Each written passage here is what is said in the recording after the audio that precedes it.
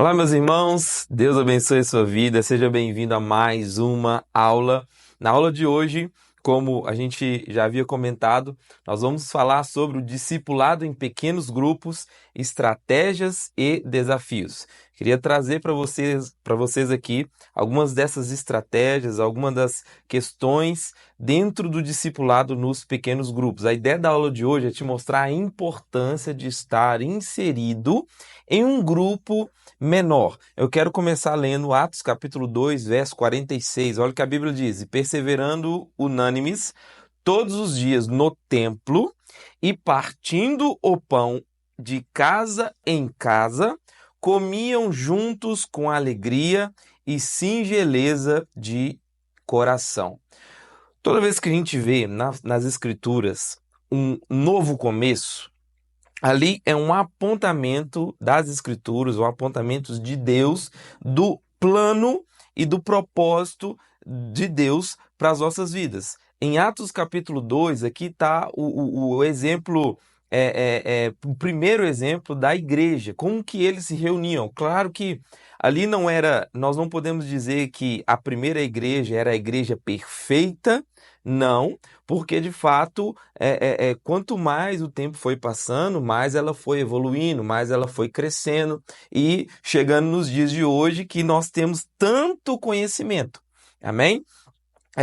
Aqui, Atos capítulo 2, nós lemos aqui essa importância do pão de casa em casa.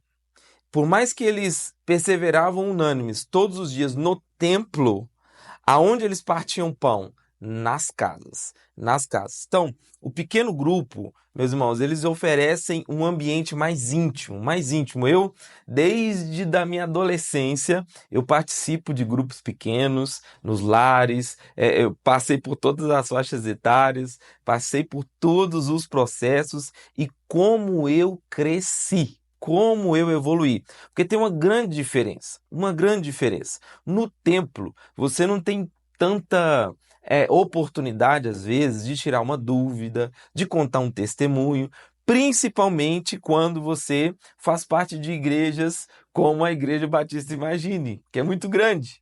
Você entra e sai, às vezes, num culto. Se você não der oi para ninguém, não conhecer, o único contato que você tem realmente são dos voluntários que estão ali para te receber, né? A igreja te acolhe, mas essa parte mais íntima, ela só acontece no discipulado com os pequenos grupos, que é nada mais do que um grupo de amigos mais chegados do que irmãos. Amém? Então, a ideia do discipulado nos lares, do grupo pequeno, é de fato trazer para o horizontal, trazer para o horizonte, para a expansão da cidade de uma forma horizontal mesmo, horizontalizada, o cuidado. Certo? Então é uma ferramenta importantíssima também para o evangelismo, amém? Eu vou trazer uma aula aqui para a gente comparar os dois, discipulado e evangelismo, mas hoje vamos lá, que tá, é uma aula que para mim eu sou muito feliz de poder trabalhar com os grupos pequenos, amém? Então, em contraste aí com um culto que a escala é muito grande, quando você vai para o menor, realmente cabe mais perguntas, você consegue evoluir, ouvir mais, você consegue participar mais. Essa é a ideia. Um grupo pequeno, meus irmãos, ele não pode ser um culto no lar. É diferente. Não pode ser um culto no lar. Durante muitos anos aqui no Brasil, algumas igrejas seguir um modelo de igreja em células.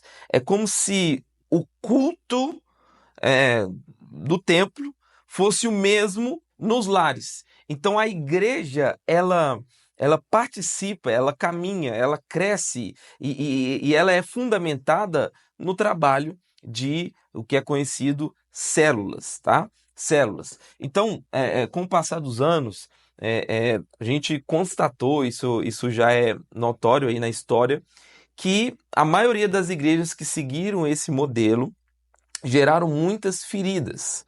Porque, de fato, quando você atribui ao lar algo que é do templo, você está tentando imputar algo de escala maior em um lugar de escala menor. E é óbvio que algumas questões vão acontecer. Então, o que eu quero apresentar para vocês aqui não é esse trabalho de igreja em células, tá?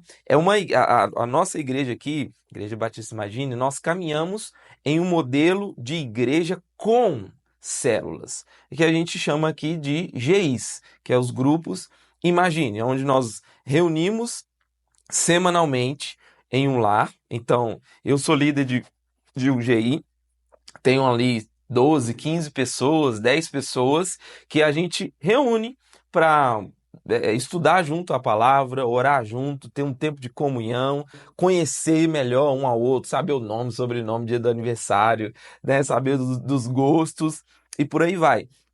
É baseado no exemplo de Jesus, quando ele escolhe alguns para caminhar mais de perto. Tem muitos discípulos que a Bíblia aponta que não estavam entre os 12. Amém? Então, esses também eram discípulos. Os 12 ali, depois, eles ganham esse título de apóstolo. Amém?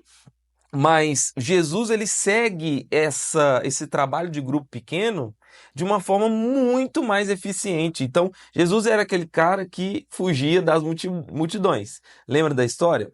Então, é lindo observar que Jesus foi e ele é o nosso maior modelo de discipulado. E ele é aquele que, quando estava aqui, discipulou 12. Focou 3 anos e meio em 12, porque a partir desses 12, todas as nações seriam alcançadas.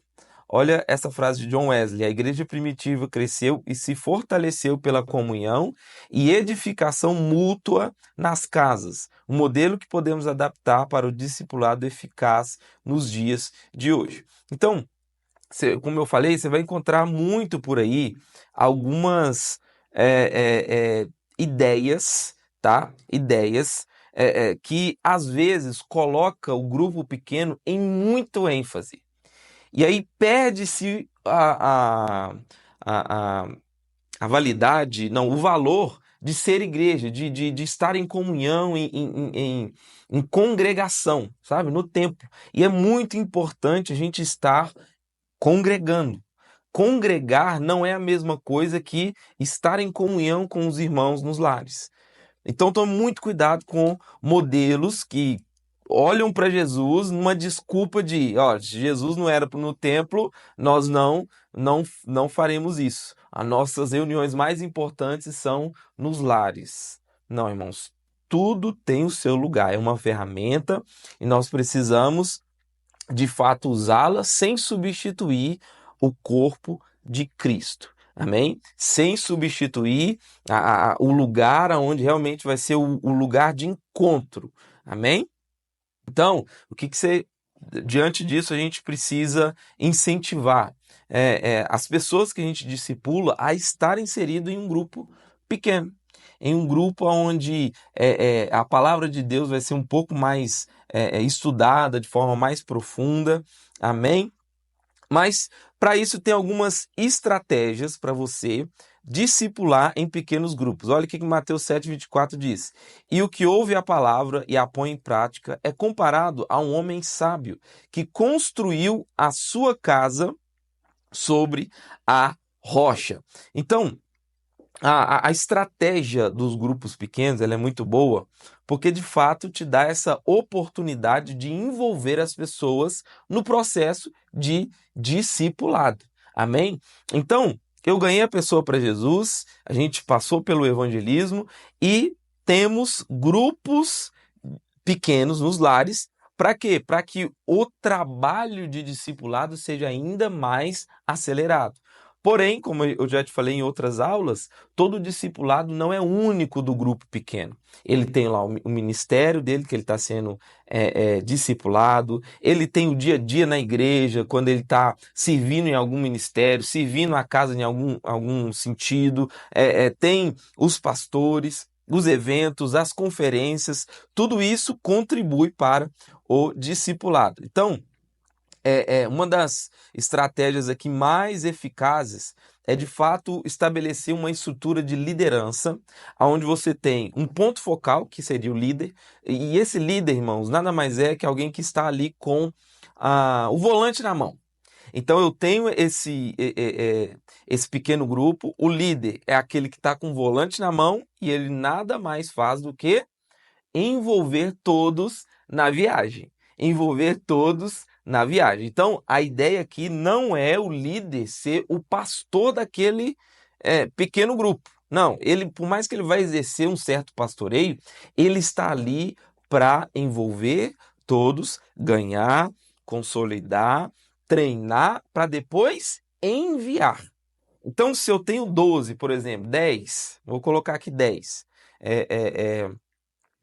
Eu tenho 10 pessoas no meu GI. Eu gastei meu tempo com eles, eu trouxe os estudos, eu fui delegando, treinando, e daqui a 3 meses, esses 10 viraram, sei lá, 15 ou 20. A gente consegue, então, multiplicar em 4 GIs. Então, 4 lares vão realmente receber a mesma realidade que nós recebemos no nosso GI. Então, olha como que é importante a gente ter uma estrutura, porque aí aqueles 4, eles também têm líderes, supervisores, coordenadores, que vão cuidar desses líderes, certo? E aí o pastoreio fica muito mais leve. Os pastores da igreja, os pastores dos ministérios, realmente eles conseguem trabalhar com mais força. Amém? Então, é fundamental, além de ter essa estrutura, ter também um material guiado. Aqui na nossa casa, toda semana, nós enviamos para os nossos líderes um material mastigadinho, com 3 pontos, perguntas, quebra-gelo, realmente para envolver as pessoas. E aí, eu tenho a liderança, eu tenho a estrutura, eu tenho os materiais, eu treino essas pessoas, porque nessa estratégia eu preciso também ter metas claras. Então estabelecemos que, por exemplo, esse ano nós temos uma meta esse ano 2025, né, de chegar a mais de 350 líderes de GIs. Esse é o primeiro momento. Eu estou orando para que seja mais de 400. E assim, que Deus nos abençoe, né? Mas essas metas precisam ser claras, bem definidas, porque dessa maneira a gente sabe para onde a gente tem que correr. Amém? Olha uma frase que eu anotei aqui, ó. O pequeno grupo é o local onde podemos crescer juntos, compartilhar nossas lutas, aplicar a palavra de Deus em nossas vidas e, ao mesmo tempo, ser uma bênção uns para os outros. Então, muito legal, né?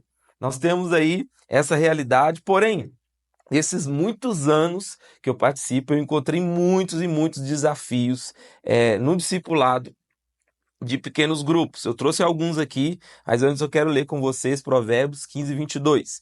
Onde não há conselho, fracassam os planos, mas com a multidão de conselhos há bom êxito.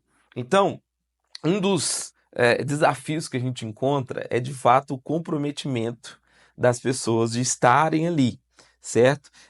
O que eu já vivi muito, de estar ali num GI com 3, 4, 5 pessoas, 2 pessoas já, mas aí você pensa, né? Nossa, então deveria ter sido péssimo. Não, foram as melhores reuniões, mas o que eu sempre pensava no final era, poxa, tantas pessoas perderam o que a gente viveu aqui. Tantas pessoas perderam, certo?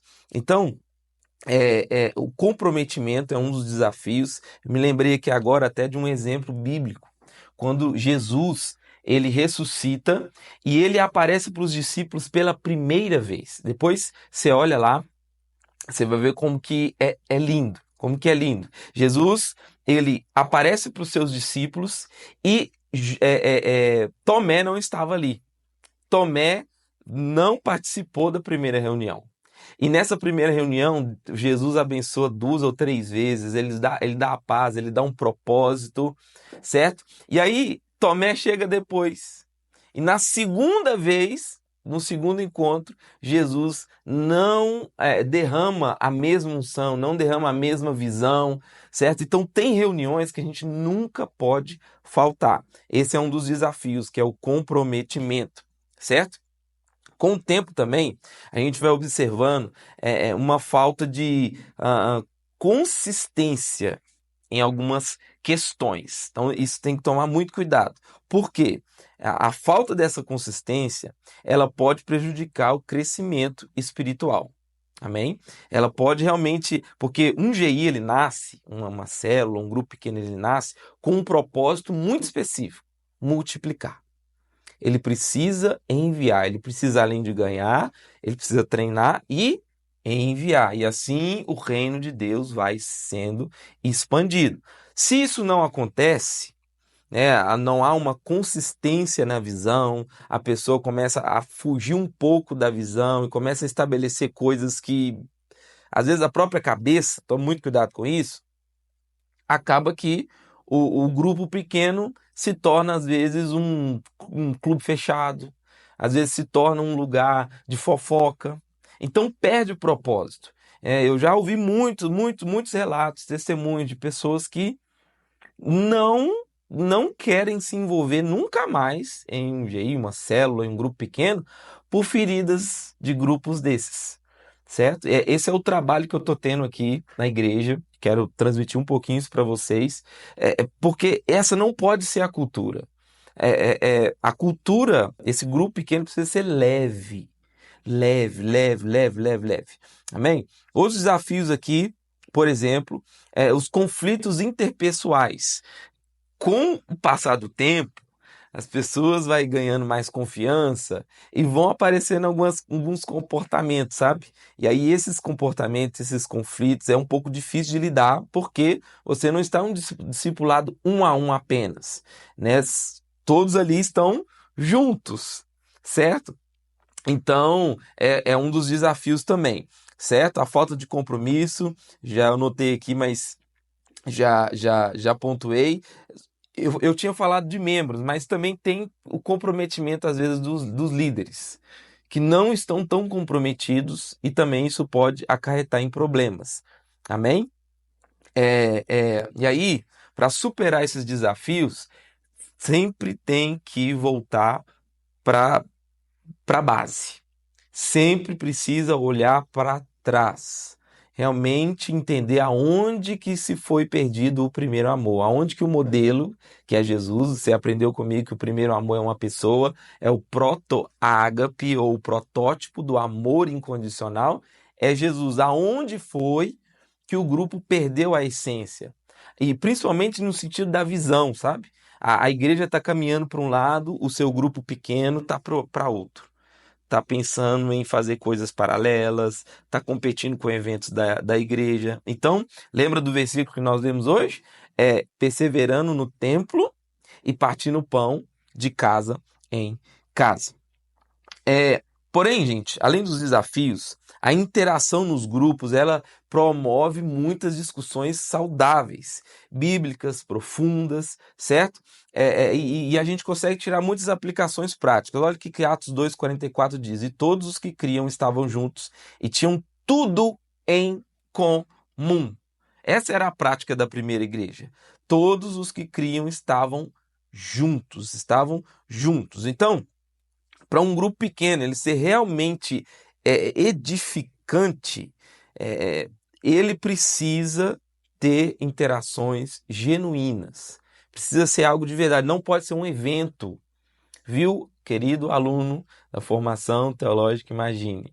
O grupo que você vai começar a liderar, e eu te desafio a começar isso, ele não pode ser ali um lugar onde você trata como um evento, como um culto. Não, é um lugar de amigos mais chegados do que irmãos, certo? Então, é um lugar para você promover discussões bíblicas profundas e saudáveis, trazer temas. Então, nós aqui na igreja, nós temos um tema toda semana. Esse tema precisa ser preparado pelo líder e compartilhado e envolvido com todos os outros. Amém? Então, você, como líder, eu já estou te chamando de líder, de um grupo pequeno. Se você é daqui da Igreja Batista Imagine e ainda não lidera, você, ó, já em mais 130 dias de aula, você já está apto para liderar um GI. Então, me manda uma mensagem que eu quero treinar você, em nome de Jesus. Amém? Então, certo? Aí eu anotei aqui uma frase de John Stott. A palavra de Deus é viva e eficaz, mas só se for aplicada à vida de cada crente. Não basta saber a Bíblia, é necessário vivê-la. Então, os pequenos grupos são como, deixa eu ver se eu posso usar essa palavra, catalisadores de transformação.